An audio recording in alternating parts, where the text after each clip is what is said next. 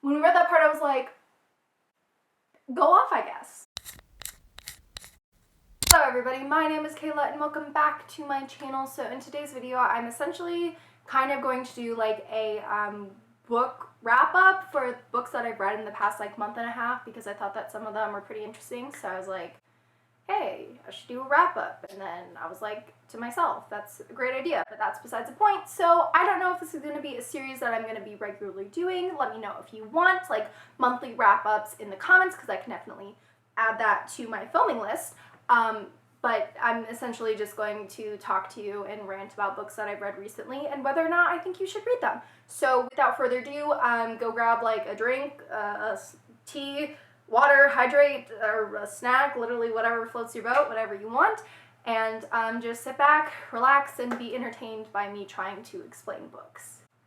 You would think I would be better at it. Okay, so I did like write a script out for this because I was nervous that I wasn't gonna like explain things right or get something wrong. So if you see me looking at paper, that's what it is. So first in this wrap up, I'm going to be talking about The Iron Widow by Ziran J. Zhao. I think that's how I pronounce. If I did not pronounce that right, please correct me in the comments. But this book is like Handmaid's Tale meets Pacific Rim. You heard me right. It's like a non-stop sci-fi fantasy adventure with some Chinese history, culture, and lore sprinkled in, which as a history major and history buff, we love to see. This book picks up from page 1 and does not stop. This book is dark. It has heavy content, so please, please, please check trigger warnings if this book sounds good before you pick it up, and make sure you know what you're getting yourself into, because there are very intense elements to this book and this plot that may be triggering to some. So I just wanted to like put that before I really dive into this book, because if it sounds interesting, you should have that in mind. So I'm going to give kind of like a little bit of an overview and then a general plot without spoiling it, and then my thoughts like and why I rated it what I did at the end. But essentially this book has an unhinged main character, and she was so refreshing as a character. When I tell you she's unhinged, she murdered people, she got revenge, and she gave no flying F's, and I loved it. I loved it. She never relinquished her power. She never like, literally like this MC was as unhinged as I think I would be in a book, and that's saying a lot because I play chaotic rogues in D&D, or chaotic evil rogues in D&D. So like, so some people have criticized this book about, oh, Fluffy, that's my tripod. My cat is like, broski. Would you like to give this review for me, sir? He's so annoyed with me. Are you sure you don't want to talk about Iron Widow? Are you sure? Some people have criticized this book as feeling like it's like a first draft. It does have a very bam, bam, bam type of plot. So like you're like thrown in and you're just like hanging on by a thread the entire time. And I think that's why maybe some people felt that. But I happen to really, really enjoy it, and I understand what people are saying, and there are some parts that I think could have been constructed better, and I think the world is just so vast and there's just so much to it that it's very overwhelming. So just keep that in mind, that it's a lot. It's a lot. This book follows Zishin. I do not know if I'm pronouncing that right, but this is how you spell her name. Okay, so I'm gonna read the synopsis that I wrote out for this because I think it's really funny. So it follows the main character Zishin and the planet and world called Huaxia? Yuxa? This is how it's spelled. I apologize if I did not say that correctly. Please again, correct me in the comments down below. Male and female pilots work together with an arcane power called Ki? These peoples are essentially fighting massive aliens that lurk beyond the Great Wall. But anyway, Zishin's older sister gets enlisted and ends up dying, piloting mysteriously with a really well-known douchebag pilot, and mysteriously dies.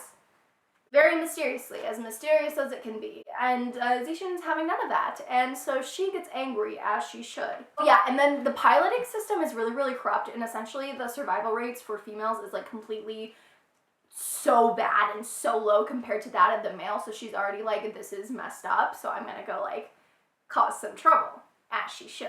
So when she turns 18, she's like, I'm gonna go kill this pilot that killed my sister. I'm gonna go get revenge for my older sister. No one's gonna stop me, but plot twist, she has a best friend. So she has this bestie, Yeezy, who is like this nobleman's son, and they've been meeting up throughout their life in like the mountains, and they're like secret besties. And then right before she's about to go enlist and like do all this stuff, he's like, oh my god, marry me, and she's like, oh my god, I can't. And so he kind of becomes like this like background benefactor as she like goes throughout plot things.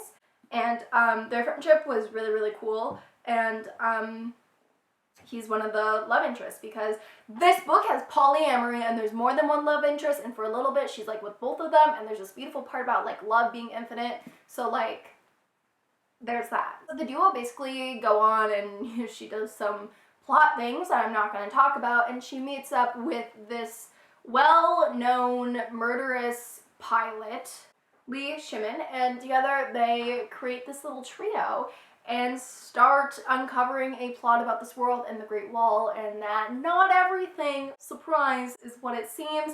She is iconic, she is ruthless, she is bloodthirsty, and most of all, she owns herself. Vengeance, revenge, and all. And sci-fi action, a ruthless main character, intense elements, and a fast-paced plot. I would highly recommend picking up The Iron Widow, but again, please, please, please check trigger warnings before you pick this up. I ended up rating this 5 stars because I devoured it on 2 flights when traveling, and the main character just blew me away. So I gave it 5 stars. Read the reviews for yourself if you think this might be a good fit for you.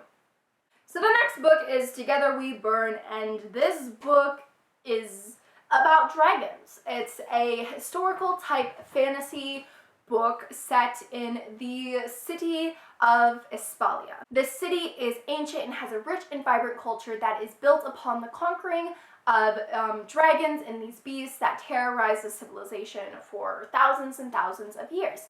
So as they kind of learned how to, you know, deal with the dragons, these like arena style traditions started popping up, and it follows our main character, Zarella, as she is the daughter of a famous dragonador, which is a dragon killer. They kill dragons in these vast arenas, and she comes from a 500-year-old prominent family that runs one of these arenas. They kill dragons, and they have flamenco dancers, and her mother was a very famous one, and some accidents happen, her mother dies, and her and her father are left in the remains of running this arena. And then things get worse, and she discovers that there are plots and people trying to shut down her ancestral arena, her performance, her father, and she must step up to become the next dragonador and dragon killer, even though she is deathly afraid of dragons. She has to team up with a well-known ex-dragon killer, now dragon tamer, and they have some great tension. And so she has to team up with this super hot, angsty, emotionally like cold dragon tamer, and then together they have to work together to uncover the plot, you know, solve these mysteries, and save her family arena. This book is about legacies, discovering yourself, and challenging the ways and roles of society. This book reads like a standard YA novel. It feels very reminiscent. The writing style is easy to get into. This book is a little predictable, which is why I ended up giving it 4 stars, but I really, really enjoyed it. The banter is fun, the plot is wholesome, and it is predictable, but this book felt cozy and familiar, but also fresh at the same time. I love the system that they came up with the dragons, and there's like all these different kinds, and so this book was just overall like a really, really fun read. And the dragon tamer dude is very hot and is now on one of my lists for my book boyfriends. So if you want some romance, you want some dragons, you want a historical fantasy, consider picking up Together We Burn. Alright, next is a book that hasn't been released yet, so before I review this, I was sent an advanced reader's copy by Sourcebooks, so thank you to Sourcebooks for sending this over, and I did already post a review on my Goodreads ahead of its release. It comes out, I believe, September 9th, 2022? I'll put when it comes out, but getting early access is not reflective upon my review. This is like completely my own opinion, is not impacted by early access. Monsters Born and Raised is a South Asian-inspired fantasy novel featuring a terrified world split in two between lower class and upper class, kind of like, think like Red Queen, where there's like a very big divide between these peoples. And they're on this island that's surrounded by this like absolutely terrifying ocean, and something you should know about me is I'm terrified of the ocean, like of murky water, of, you know, the unknown vastness that exists and the monsters that could be lurking there. You never know. So this book was terrifying and was written really well in a way that pulls you in and pulled me in, and she was like describing like the depths and these sea monsters, because there's like these like sea creature bat things. There's like raptors, and there's maristags. And maristags are kind of like, think of like Pegasus sea horses, like horses in the sea, not like sea horses, like horses that live in the sea. Think that, and then make them like venomous, terrifying, and a really integral part of this society. So every once in a while there's this thing called the glory race, which is kind of like Hunger Games meets like sea battles type of thing, where these like elitist and noble children all compete for glory for their family and for tradition of how they tamed the seas to come to this island. Now this follows Coral. Yes, that is her name. It is a little cringy, but don't let that stop you from reading this book. Coral's family are tamers. They are some of the only families that risk their lives to go into the ocean, get these maristags, breed them, tame them, work with them, and then rich people come and they buy these creatures to compete in the glory race and train them with chariots. However, because the plot, I'm not going to give it away, but some stuff goes down and Coral's family is left in a very bad situation, so she's like, enough of this. I'm going to do something about it. So you know what she does? She cheats her way into the glory race. And she enters this like Hunger Games style dystopian sea terrifying series of challenges. And there's like a rebellion going on too, which I'm not going to get into because I really can't explain it without giving away so much of the plot. So she's like handling like the entire society crumbling, having to work with like a super dangerous creature that somehow trusts her and she has this bond with but doesn't really understand. There's some romance with somebody else in the glory race, and it's about her kind of stepping up, saying enough is enough, and becoming a player in a game she doesn't understand, all the while just trying to save her family. So if you're looking for a book to put in your TBR and to have an anticipated release this fall, I would highly recommend putting Monsters Born and Made on your radar. I keep wanting to call it Monsters Born and Raised because that's like kind of what they do. They like raise these monsters, but it's made, not raised. I highly recommend. The plot is really fast, it's beautiful writing, easy to get into, and it's a really, really fun twist on a fantasy novel. I rated this 4 out of 5 stars. Overall, great read. And lastly, I'm going to be talking about the Agathas, but before I dive into this, please remember that Agatha Christie has a lot of sketchy history and her work is very problematic, so please don't fall into the idolizing and romanticizing Agatha Christie. I'm going to link some posts down below that explain it more, so you can check that out. But the Agathas is a contemporary small town YA murder mystery, and this book is really, really fun.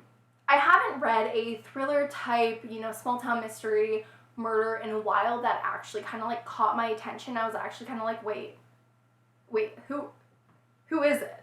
Who is it? Like, usually it's very predictable, and maybe if you read this, you'd be like, duh, but for me, I was actually like really pulled into this, and so it got bonus points for that. The end did feel a little bit rushed though, so I ended up rating it 3.5 out of 5 stars instead of 4. Okay, so the Agathas follow Iris and Alice in a small town murder mystery filled with corruption, Agatha Christie inspired plot twists, and a cast of characters you can't help but root for. Essentially, it takes place in a small town city called Castle Cove, and the summer before, one of the MCs, Alice, disappears, and there's like this whole like little thing about her having a moment, and then she comes back mysteriously, and everybody's like, where did you go? And she's like, I can't really tell you, and so then everybody's like, there's consequences to just disappearing and scaring everyone like that. And Alice was a popular girl, and she gets knocked down a pedestal. And so this book kind of picks up with her going back to school and realizing the consequences of her actions.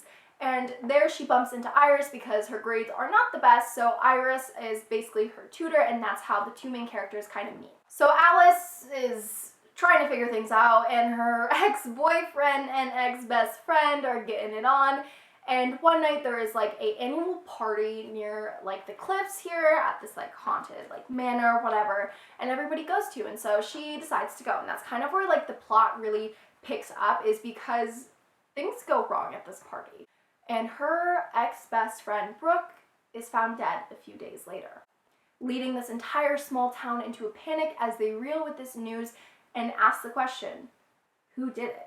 Alice and Iris must team together to uncover a plot of corruption, a family legacy, and a lot of really messed up info about the people around them. They each have something to lose and something to gain as they try to discover who killed Brooke.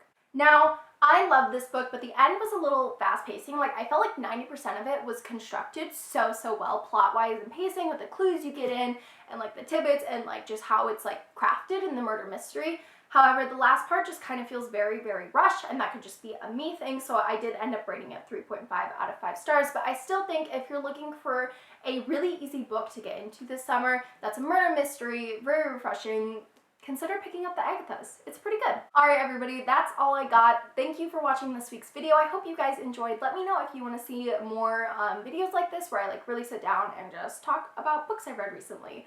Thank you so much for watching and supporting me. Check out my beacons down below to see where I am on social media and everything I am doing. I'm doing a lot of really fun book and trope inspired jewelry launches on my Etsy, and I have an Etsy for those who don't know, so consider checking that out. It would mean the world to me, and I hope you guys are having a great day. Stay safe, read lots of books, and be amazing people, and yeah, that's all I got.